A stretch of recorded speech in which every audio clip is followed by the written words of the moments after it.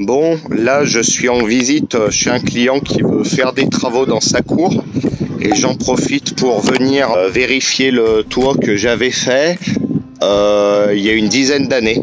C'était avec Quentin Cagnola et Jean-Luc Besson.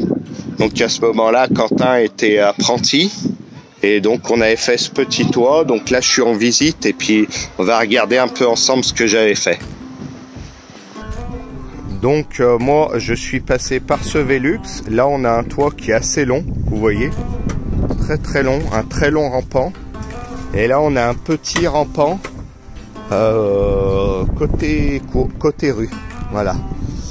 Alors c'était un vieux toit qu'on avait partiellement calé. Donc qu'est-ce qu'on avait fait à l'époque? Le chenot on l'avait pas refait parce qu'il était pas mort et puis je sais plus pourquoi, les clients n'avaient peut-être pas voulu le refaire. Là on a une rive biaise. Ce qu'on avait fait nous, on était parti sur un système dit de redans. Vous voyez, là il y a un redans à chaque tuile tellement il y a de pente.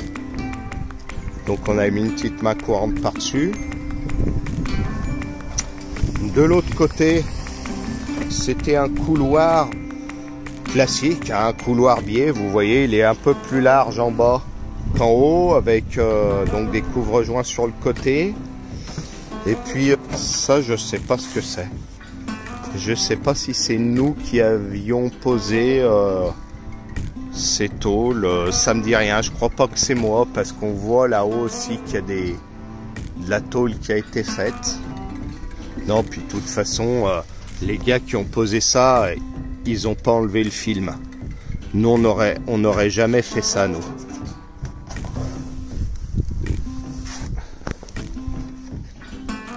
Voilà. Ouais, on voit que la tuile c'est bien sali. Hein. Donc, on avait un fêtage biais, mais où on n'a pas perdu de foran.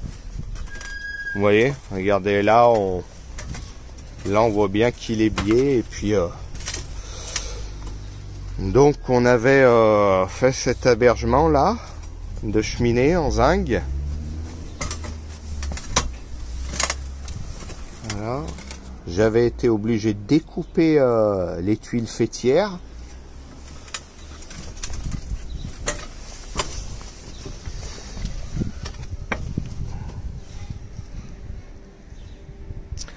Là une autre cheminée. Donc là c'est une rive rentrante et là c'est une rive sortante. Donc là on était passé un petit peu comme un fêtage, hein, avec un petit closoir alu et puis une grosse main courante en zinc.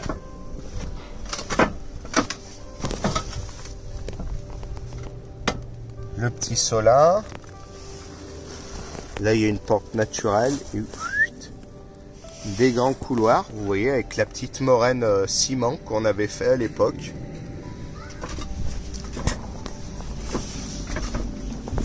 On avait laissé des tuiles là de rechange. Là, vous voyez, on avait mis une petite chatière aussi. Ah bah regardez, je fais bien de monter sur le toit parce que il y a une tuile cassée, vous voyez, je vais pouvoir la changer. Donc là on avait un gros redans.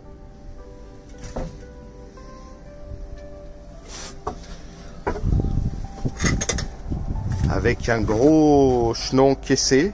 Et là j'ai pas fait de besace parce que il y avait une espèce de grosse pente naturelle qui filait là-bas. Donc impeccable.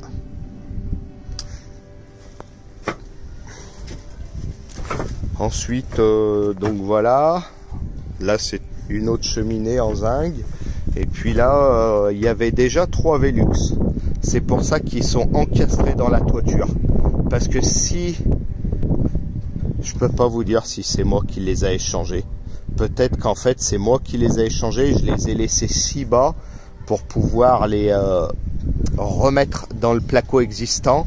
Pour pas que les clients aient à refaire leur placo.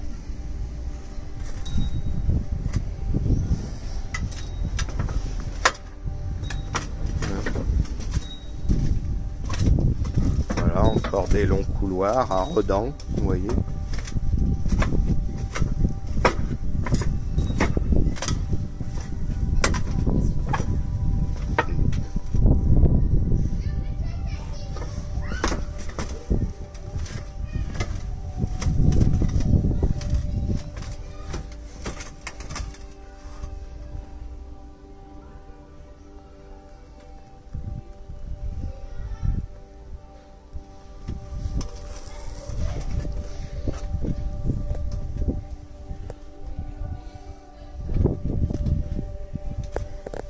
Donc voilà un petit peu pour cette journée de bricole. Hein, ça permet de voir un peu des choses, un peu comparer les différentes qualités de toiture. Par exemple, regardez, pour comparer avec la toiture des voisins, j'aime bien faire ça pour se rendre compte de la différence. Alors bon, j'aime pas trop aller sur le toit des voisins, mais là je pense que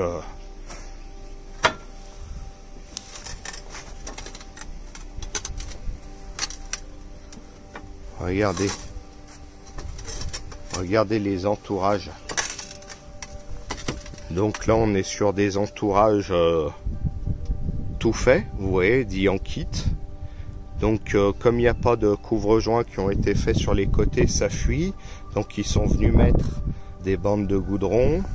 Là évidemment on est le sens de l'eau il est comme ça. Et on a cette partie qui passe par-dessus celle-ci, regardez. C'est pour ça qu'il y a un joint qui a été mis, puis d'ailleurs qui est craqué. Donc ça doit fuir comme un panier. Bon, je vais pas aller trop loin, mais là-bas on est dans l'horreur. Là-bas, on a des hébergements en zinc, pas trop mal faits. Voilà. Voilà, on a des super bandes de rive, vous voyez, qui battent au vent, comme ça, avec un goût pour l'esthétique à toute épreuve, vous voyez. Voilà, on est quand même pas dans le même état d'esprit qu'une rive. Voilà, qui est fini comme ça. Hein. Voilà, on n'y passe pas le même temps, donc ça peut pas être le même prix. Vous voyez pourquoi les devis peuvent être différents d'un artisan à un autre. Il s'agit pas de prendre l'artisan le moins cher. Vous voyez, il faut voir le boulot qui va être fait. On parle pas de la même chose. Il y a toiture et toiture. Voilà. Donc vous voyez là, moi ça fait 10 ans. J'avais fait ça avec le gun.